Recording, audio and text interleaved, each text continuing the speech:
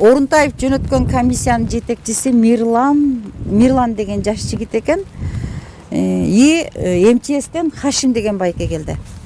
Мен баягы өкөнө тең аябай мындай как аял катары жалынып ушу положениемди түшүндүргөнгө аракет кылдым.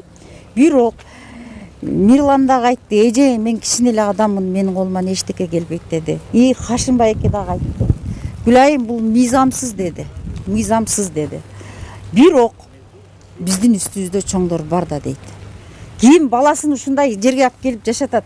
Орунтаев сизбе, Иманакун уулу сизбе? Кимиңер келип ушу жерге балдарыңарды коюп спокойно жашайсыңар. Мен как эне катары бир күн дагы жөн спокойно жашабай атам. Ушу стройка башталгандан бери.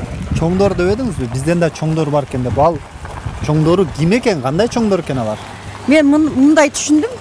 Чоң болгондо